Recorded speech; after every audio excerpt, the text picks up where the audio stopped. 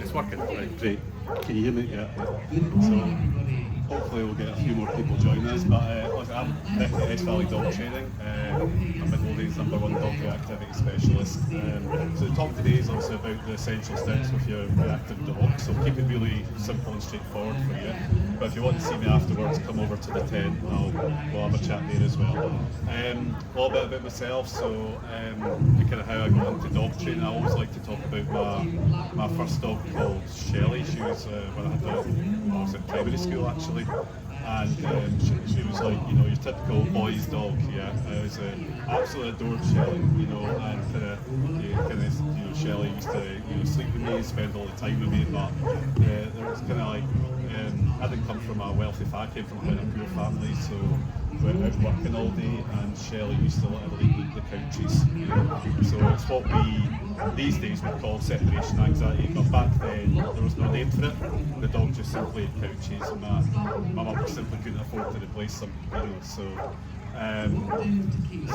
that became a bit of an issue, and I had to get rid of Shelley, to be honest with you. So, and that really affected me at quite a young age. It was kind of the first probably grief that I ever felt as a young boy, and I think to this day, what kind of like my kind of purpose in dog training is so I can help people never have to face that or go through that and have to remove their dog because they can't cope with the dog's issues. Hiya. Come in. So I'm quite driven by that purpose, you know, and then I always like to talk on kind of, when we talked about Shelley, one of the things I used to do, like I've got these vivid memories of kind of like, I grew up in Edinburgh and used to like walk Shelley, walk the neighbours' dogs, so I always kind of had that passion and drive, and with used to walk them all to the park, and they used to literally get dragged prone along the streets to the park, walking all the neighbours' dogs at quite a young age. So I think I kind of got the bug then, you know. And then kind of when I moved on a few years, I did end up going to university. I was the first person in my family to go to university, you know. So I started doing computer science. Absolutely hated it. Sitting down in front of a computer all day long, just did my absolute noggin, and honestly, I absolutely hated it. And I think there was a switch to engineering when I was there, and something about engineering is very practical, pragmatic, and it's kind of, that does come from my dog training as well, because I like to kind of help my clients to get out on the streets with people. So it's very much my approach is, you know, helping the clients what to do, maybe in their garden or, you know, a quiet location, but then gradually go to busier and busier locations. You know, you don't learn to drive on a busy roundabout, do you? You learn to drive in quiet streets, so you always start there. And then I ended up, very long story I won't bore you with, but I ended up working for Boots, and I had a good career with Boots, and ended up as an area manager. And while I was working for Boots, I got involved in something called working trials. In fact, they're doing a demonstration over there. So the best way to describe working trials is probably police dog training turned into a competitive sport. Yeah. Did really well with that, with a lab cross called Lady that I had. Yeah. So very, very proud of her. Unfortunately, I had to retire her through hip arthritis. So then I got my German Shepherd Max, yeah, and I had very high hopes for Max. Yeah. He came from German Shepherd Rescue, did all the right things. I met the mother, you know, met the bitch, and she was of excellent temperament. The dog looked like a great physical conformation. I thought he's going to be absolutely fantastic for trials. Raised him, if I do say so myself, perfectly. And then the hormones hit in about 7 months or so, and he completely changed.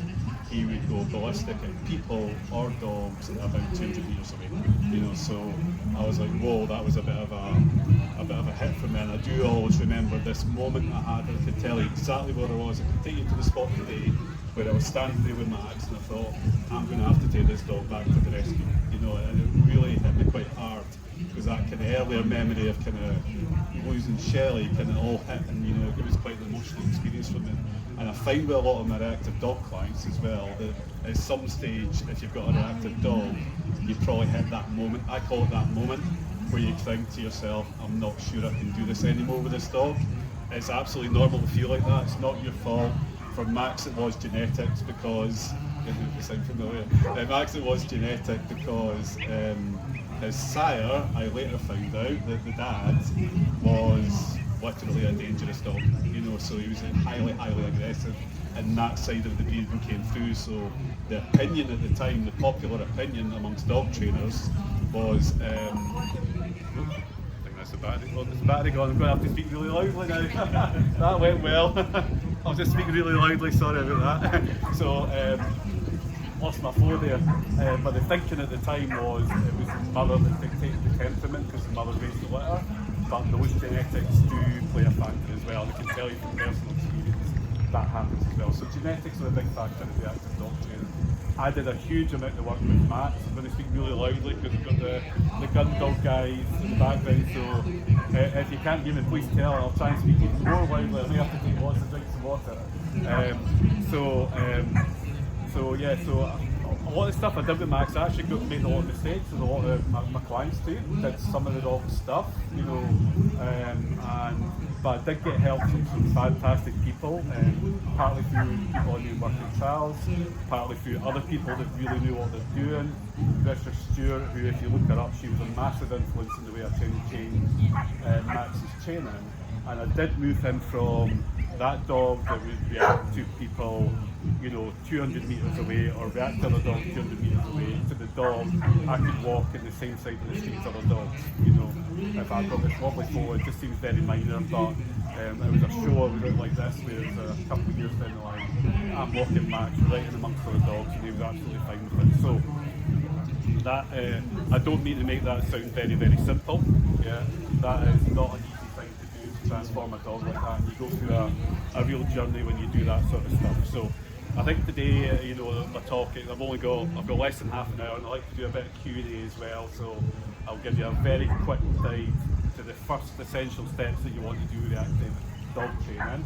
And if you've not got a reactive dog, it's good to know this, because I'm going to start with doggy body language, or the very simple, common, basic signs that you want to watch out for, and that's what it looks like before your dog's about to react. In fact, I had a client the other day who's got this Rottweiler, wonderful dog with a wonderful temperament, is suddenly starting to get unhappy about other dogs approaching because it's got a medical problem. And actually reactivity can quite often be triggered by medical problems. So if you have a reactive dog, one of the things I always say to clients, get a vet check first.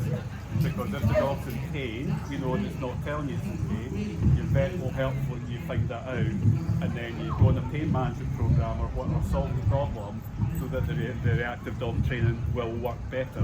Because if we don't do that, then we're going to fight against that medical issue non-stop. Yeah, so it's dead important that, you know, for reactive dogs, you just get that checkup. Usually there's nothing wrong, but I can't remember the exact number, but it's well over 80% of behavioural issues in dogs are triggered by a medical issue. Yeah, in terms of starting it, then the dog learns that behaviour. So I'm going to start with the kind of dog body language signals, or the common ones that you often see that your dog's trying to say something. Now, I won't use all the technical words, I'll just talk you through the basics. But what often happens with reactive dogs is they will be giving off signals to their trigger, which is typically other dogs. And when they give off these signals, they're basically telling the other dog to go away. They're not comfortable with the situation. Now, what usually happens is you're walking your dog on a leash, yeah. So of course you've got a reactive dog, yeah. And the other person's approaching with their dog, and your dog's basically saying, "Don't like this, go away. Don't like this, go away." Yeah. And then what happens is the other dog, who's now being very rude, continues to approach. So your dog feels like it's got no options, so it barks or lunges at our dog is typically what happens. But that's a very successful behaviour for the dog, yeah? So that successful behaviour, your dog thinks, right, that works, so next time I see a dog, or whatever it is it's reacting to, it's going to do it again. And it's going to repeat the behaviour and repeat the behaviour. And then typically what most owners will do is they'll shout at the dog, or they'll pull the leash back, and, you know, pull the leash back hard, thinking, because you've got a bit of social pressure to kind of say, you look like you're dealing with the situation, and that can actually make it worse. I'll come back to that in a wee minute. Yeah. So what we want to do is understand what it looks like before the dog reacts. Now, typically, right now, if you've got a reactive dog, it'll happen really, really quickly.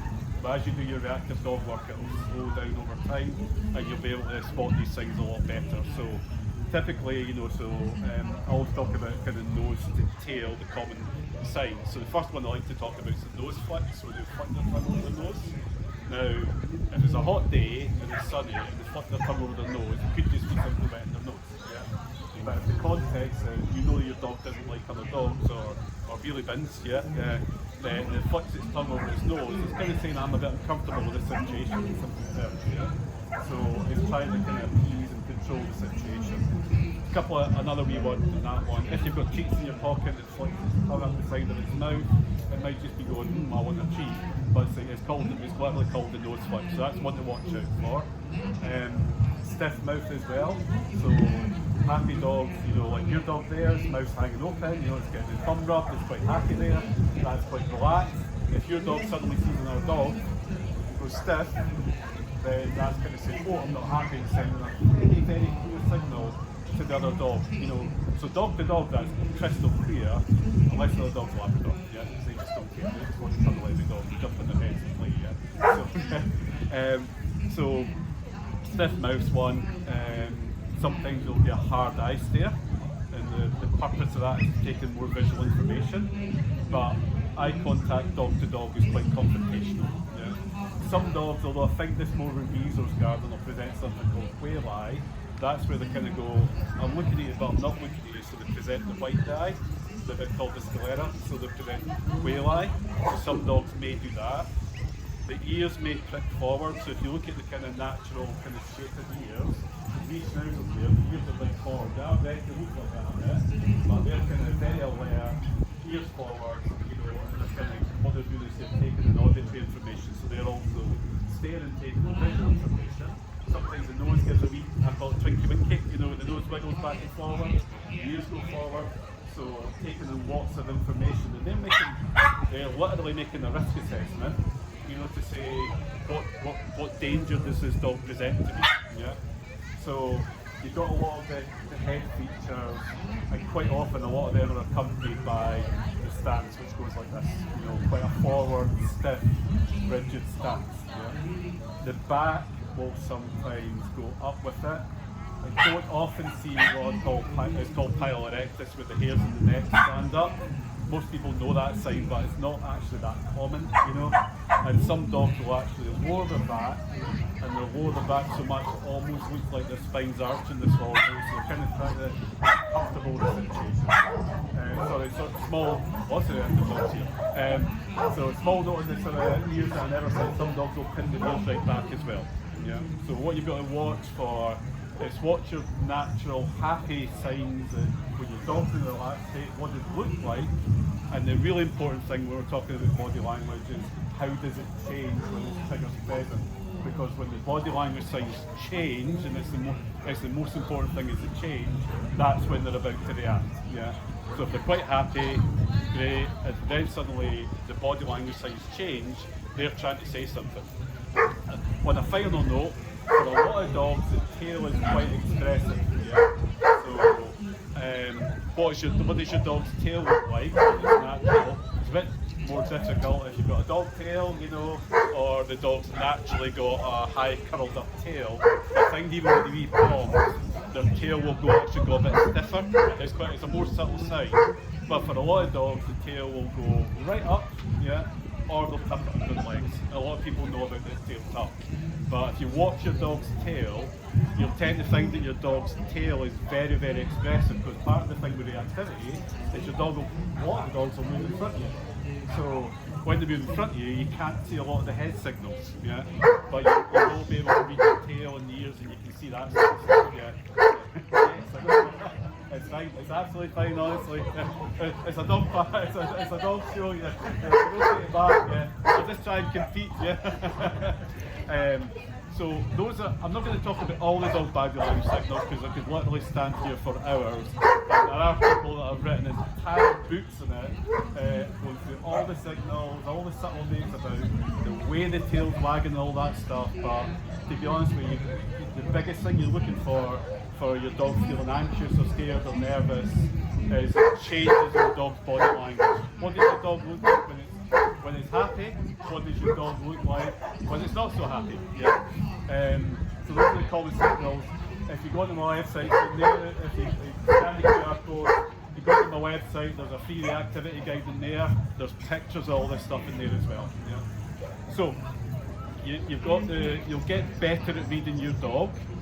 You'll probably get better at reading other dogs as well, but don't worry about that. My advice right now is get good at reading your dog, yeah?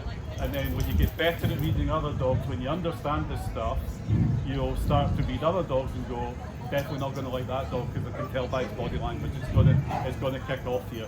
But my advice is in the early days when you're kind of watching this stuff, read your own dog first. That's your kind of priority, right? So typically, when your dog shows us signals, it's staring at the other dog, it's ready to react. We want your dog to disengage in that situation. Right? So I have seen this on social media a few times where what people do is the dog will be staring at the other dog and they'll pile lots of treats in his mouth while staring at the other dog. I won't bore you with the whys and wherefores, it just doesn't work, right?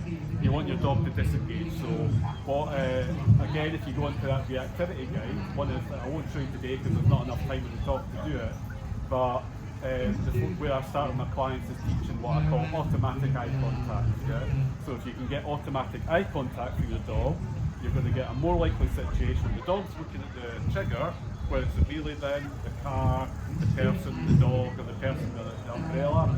It's quite common. High vis is quite common, and they'll look at you. Now that may be very brief, but when they turn their head and disengage with you, again, it's on that reactivity guide. You want to mark that to tell them no, that's what you want.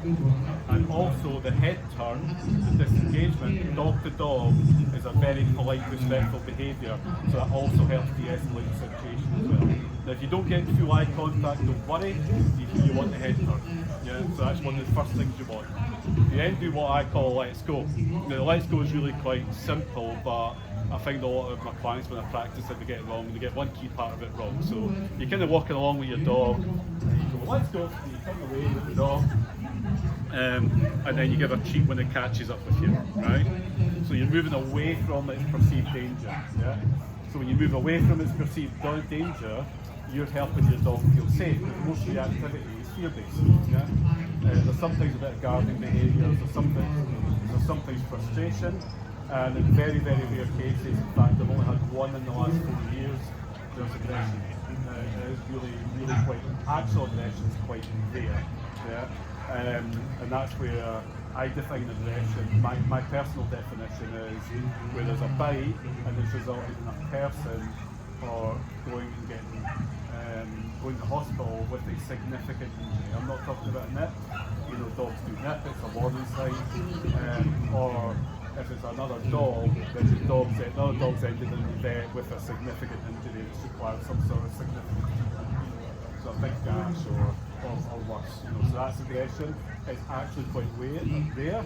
So what the reactivity you're seeing is avoidance of aggression. Your dog's actually trying to control the situation and avoid going to confrontation. It just doesn't look like it because it looks like aggression, it's just a display. Yeah? So when you do your let's go and you turn away, one of the key things in that exercise is be confident with it, because what most people do is they'll turn away, let's go, and they'll go, come on, like that, yeah?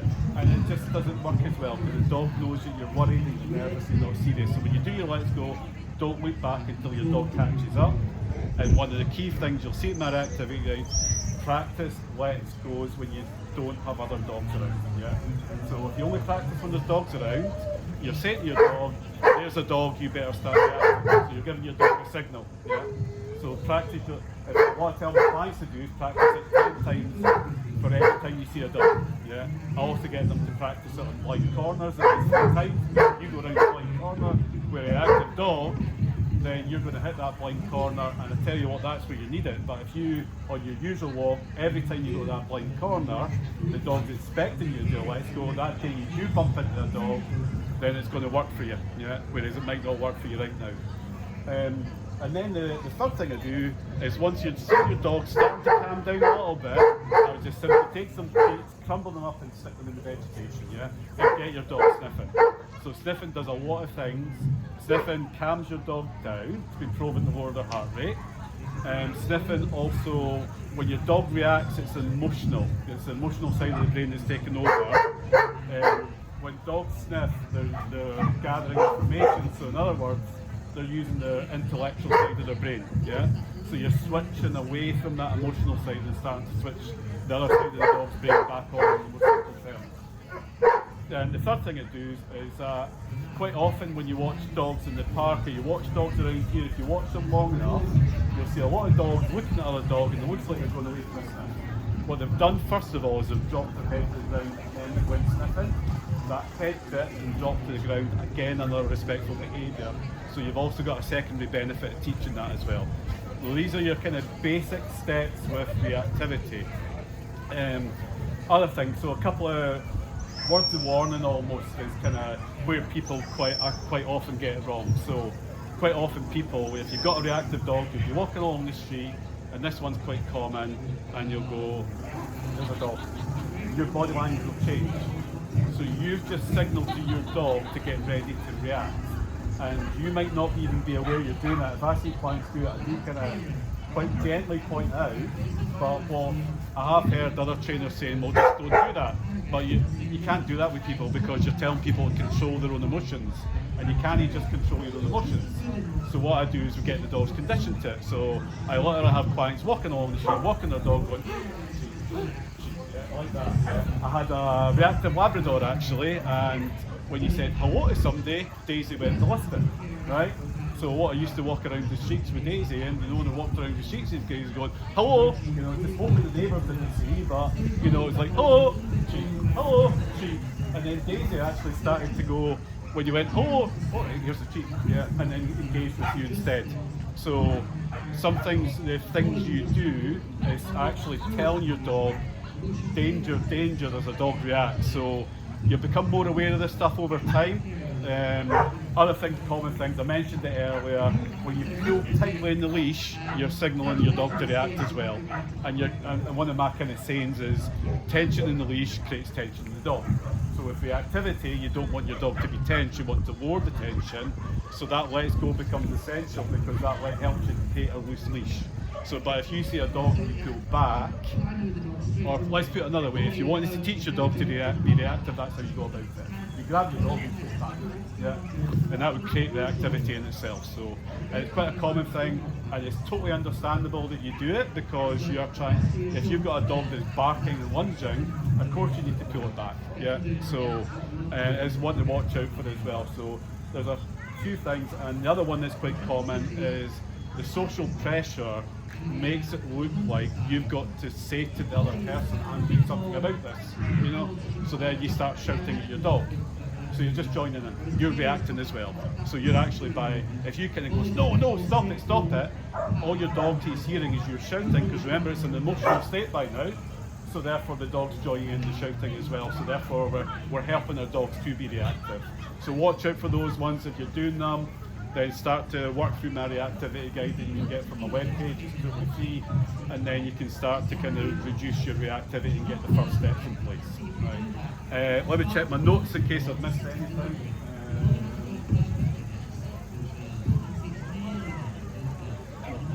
The only kind of thing on the word is, I would say, is a lot of reactive dog owners are very, very hard on yourselves. You kind of blame yourself. What have I done wrong? Is it my fault?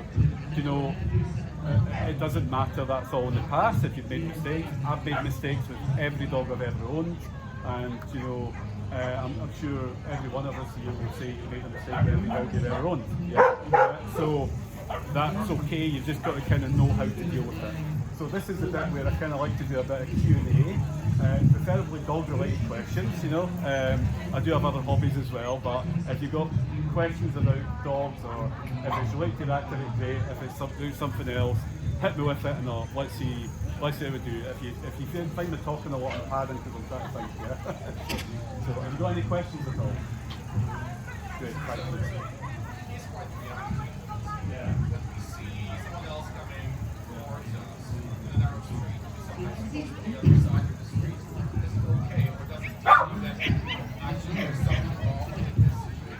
Well, yes, I better get my camera shot again. So, it's absolutely fine. So, I guess a lot of people don't like the kind of going, is that avoidance, is what they're saying. We're continually avoiding the situation. So first of all, what you're doing is you're helping prevent your dog practice reactivity. Yeah.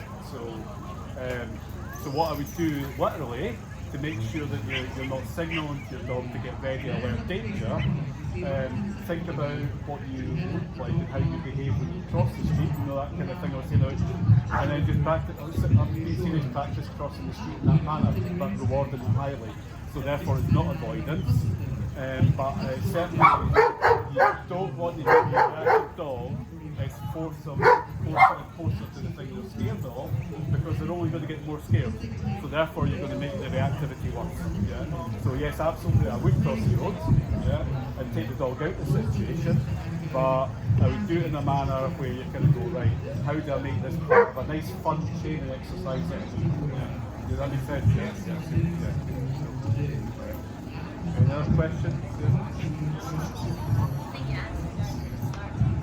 Yeah, okay, right, no, thank you. Yeah. Anybody else got any questions at all?